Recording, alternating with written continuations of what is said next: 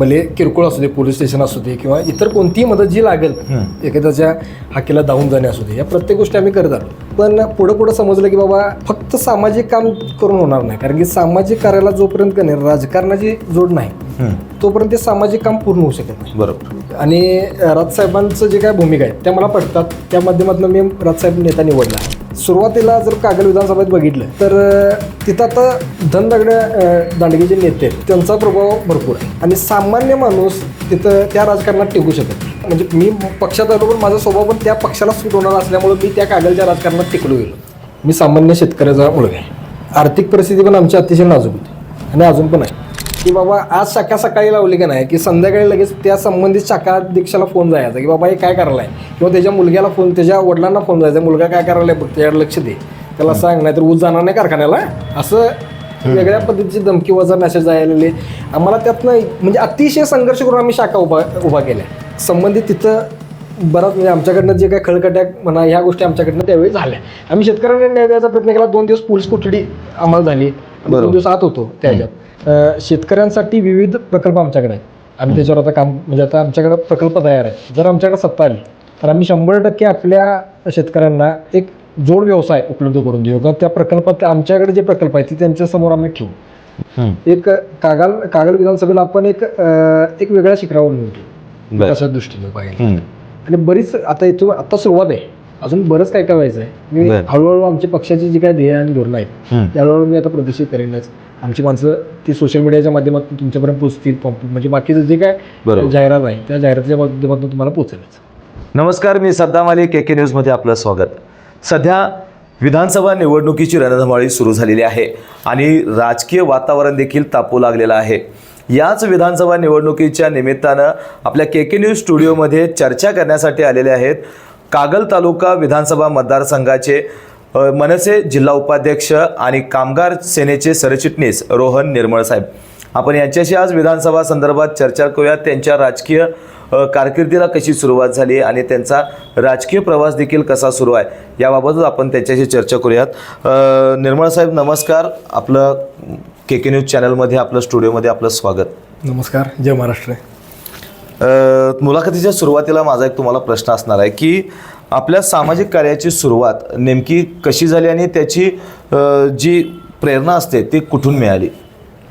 बघायला गेलं तर मी कॉलेज जीवनात होतो त्यावेळेपासून सामाजिक काम माझ्यातनं चालू असायचं. काही ना काहीतरी मी सामाजिक काम आमच्यातनं व्हायचं. कोण आलं की आमच्याकडून त्यांना मदत व्हायची. भले किरकोळ असू दे, पोलीस स्टेशन असू दे किंवा इतर कोणतीही मदत जी लागेल एखाद्याच्या हाकेला धावून जाणे असू दे, या प्रत्येक गोष्टी आम्ही करत आलो. पण पुढं समजलं की बाबा फक्त सामाजिक काम करून होणार नाही, कारण की सामाजिक कार्याला जोपर्यंत का नाही राजकारणाची जोड नाही तोपर्यंत ते सामाजिक काम पूर्ण होऊ शकत नाही. बरोबर. कारण की बरीच सामाजिक काम करत असताना बऱ्याच अडचणी यायला लागल्या. कारण की राजकारणाची जोड असेल तर बऱ्याच गोष्टी त्यातनं सॉल्व्ह व्हायला लागल्या. मग विचार केला की आज म्हणजे बालपणीपासून मी राजसाहेबांचा फॅन होतो. मी राजसाहेबांची भाषणं लहान असल्यापासून ऐकायचो. मला आवडायचे राजसाहेब आणि अजूनसुद्धा माझं राजसाहेबांच्यावर अतिशय प्रेम आहे.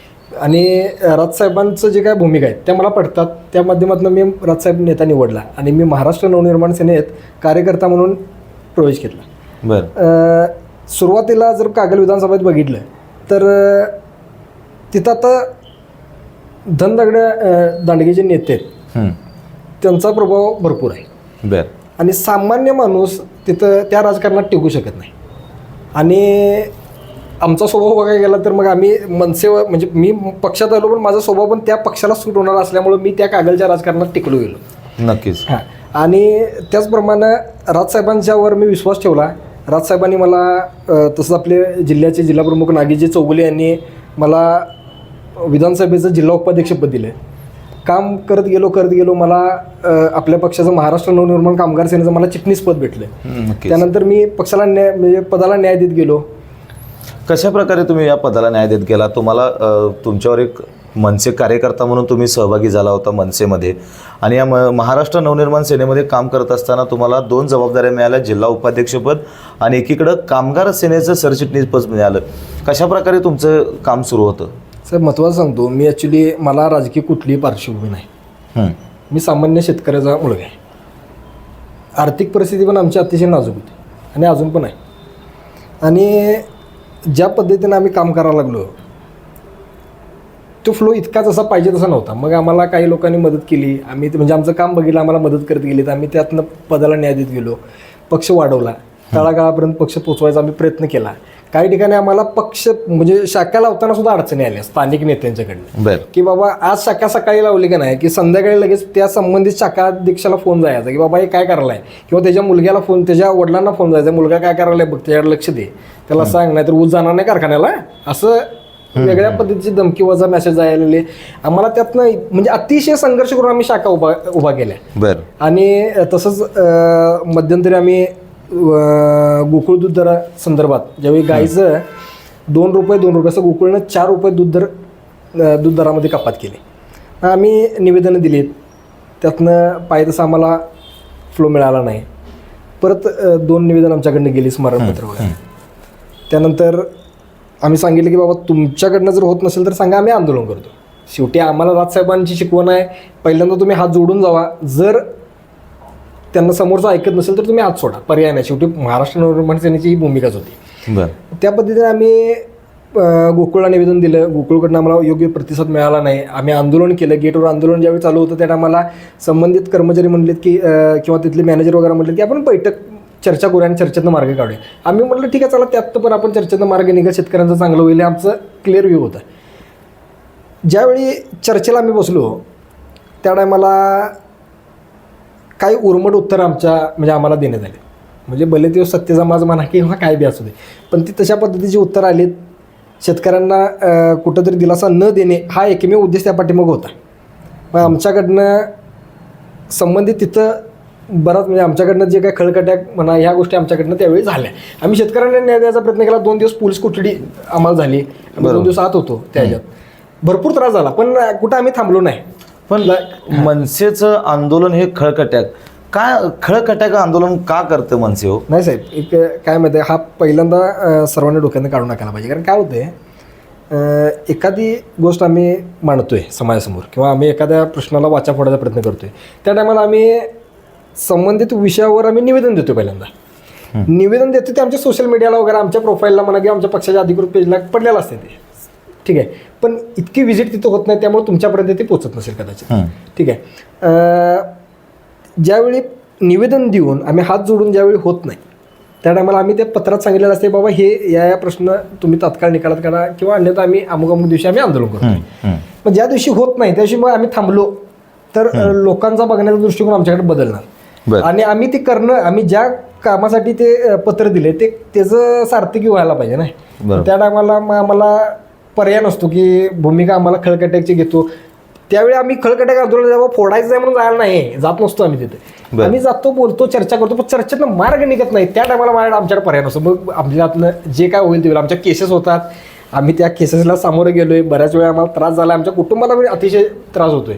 पण काय नाही, आम्ही आत्तापर्यंत पक्षासाठी काम करत आलो आहे, सामाजिक कामं आम्ही करत आलो आहे, समाजासाठी काम करत आलो आहे. होईल एक ना एक दिवस खरोखर बळीराज्य येईल, शेतकऱ्याचं राज्य येईल. आम्हाला पण वाटतंय बाबा कुठंतरी. बर, आता तुमच्याकडं विधानसभाचं उपजिल्हा प्रमुख पद आहे, त्याचबरोबर कामगार सेनेचं सरचिटणीस पद देखील आहे. तर या सरचिटणीस पदाचं कार्यभार सांभाळत असताना तुमच्या भागात अनेक MIDC आहे, मोठी MIDC आहे, बरोबर, सेवा संस्था आहेत, कर्मचारी आहेत.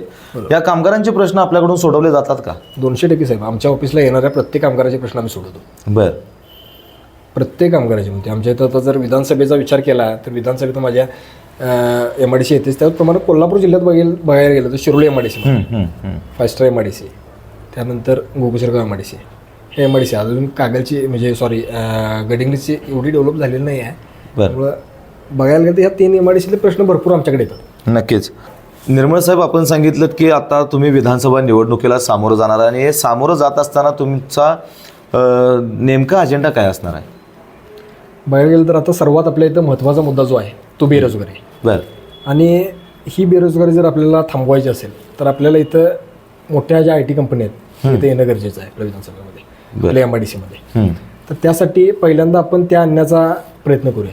बरं, आणि जी मुलं मुंबई, पुणे, बेंगलोर या ठिकाणी जी कामासाठी जातात त्यांना पहिला आपल्या इथे शहरात पहिला काम देऊया. कारण सगळ्यात मूलभूत गरज ती आहे. आणि मुलं बेरोजगार झाल्यामुळं व्यसनाकडे वळायला लागले. आज परवा जर बघितलं तर कोल्हापूरमध्ये 20 लाख रुपयाचं काहीतरी अंमली पदार्थ हो, सापडले. हो. अतिशय वाईट गोष्ट आहे. म्हणजे आपण कुठंतरी चुकीच्या मार्गावर जातोय असं काहीच वाटतं या प्रकरणाकडे बघितलं तर. त्याचप्रमाणे जर आपला भाग बघितला तर हा शेतकऱ्यांचा म्हणजे शेती आपल्या इथं व्यवसाय जास्त आहे. शेती आणि दुग्ध व्यवसाय जास्त आहे. शेतकऱ्यांसाठी विविध प्रकल्प आमच्याकडे आहेत. आम्ही त्याच्यावर आता काम म्हणजे आता आमच्याकडे प्रकल्प तयार आहेत. जर आमच्याकडे सत्ता आली तर आम्ही 100% आपल्या शेतकऱ्यांना एक जोड व्यवसाय उपलब्ध करून देऊ किंवा त्या प्रकल्पात आमच्याकडे जे प्रकल्प आहेत ते त्यांच्यासमोर आम्ही ठेवू आणि त्यातून 100% त्यांना फायदा होईल हे नक्की. म्हणजे विविध प्रकल्प तुम्ही तयार केलेले आहेत किंवा तुमच्या त्या अहवालात आहेत असं तुम्ही म्हणता. अगदी बरोबर. त्याचा शेतकऱ्यांना फायदा होईल. 200% बरोबर. राजसाहेबांनी जी ब्ल्यूप्रिंट प्रदर्शित केली होती की नाही त्याच्यात पण बरेच मुद्दे आहेत. शेतकऱ्यांचे मुद्दे आहेत. वाचलीच नाही कोणी. सगळ्यात महत्त्वाचा मुद्दा काय म्हणतो शोकांतिका आहे. वाचलीच नाही कोणी. शेतकरी या विषयावर बरेच मुद्दे त्यामध्ये आहेत. आम्ही हळूहळू ते आता इथं आपला जाहीरनामा आता येणारच आहे. त्या जाहीरनाम्यात आम्ही सगळं देऊ आणि ते तुमच्यापर्यंत पोहोचेल. त्याच ब्लूप्रिंटचं माध्यमातून तुम्ही ती ब्लूप्रिंट घेऊनच कागलकरांच्या समोर जाणार आहात का? हो 100%. मतदारसंघातील लोकांसमोर 100% त्या पद्धतीने आम्ही करणारच आहे. पण त्यासोबत आमचे पण काही त्यात ॲड करतोय आणि आम्ही जाहीरनामा देतोय. तर या विधानसभा निवडणुकीच्या निमित्तानं तुम्ही कागल विधानसभा मतदारसंघातील जनतेला काय आवाहन कराल? बघायला गेलं तर आज राजसाहेबांनी जी ब्ल्यूप्रिंट दिली आहे त्यामध्ये जे आहे ते आपण करूच. पण मी तरुण म्हणून एक कागल विधानसभेला आपण एक वेगळ्या शिखरावर नेऊन ठेवू विकासाच्या दृष्टीनं बघायला. आणि बरीच आता सुरुवात आहे. अजून बरंच काय व्हायचं आहे. मी हळूहळू आमच्या पक्षाचे जे काय ध्येय आणि धोरणं आहेत या हळूहळू मी आता प्रदर्शित करेनच. आमची माणसं ती सोशल मीडियाच्या माध्यमातून तुमच्यापर्यंत पोहोचतील. म्हणजे बाकीचं जे काय जाहिरात आहे त्या जाहिरातीच्या माध्यमातून तुम्हाला पोहोचेलच. राजसाहेबांची ब्ल्यूप्रिंट आणि आपली ध्येय धोरणं याचा जर विचार करून कागलची जनता आमच्या नक्कीच पाठीशी राहील याची आम्हाला खात्री आहे. बर. तर नक्कीच आपला सामाजिक कार्याची सुरुवात आणि महाराष्ट्र नवनिर्माण सेनेच्या माध्यमातून आपण केलेलं कार्य, आपल्या पदाची राखलेली जबाबदारी यामुळं आपला जो राजकीय प्रवास सुरू आहे आणि यंदा विधानसभा निवडणूक आपण लढवण्यास सज्ज झालेला आहात. यासाठी KK न्यूजच्याकडून आपल्याला खूप साऱ्या शुभेच्छा आणि आपला अमूल्य वेळ आपण KK न्यूजला दिला याबद्दल आभार. जय महाराष्ट्र. धन्यवाद. अशाच नवनवीन अपडेट पाहण्यासाठी आमच्या KK न्यूज चॅनेलला सबस्क्राईब करा.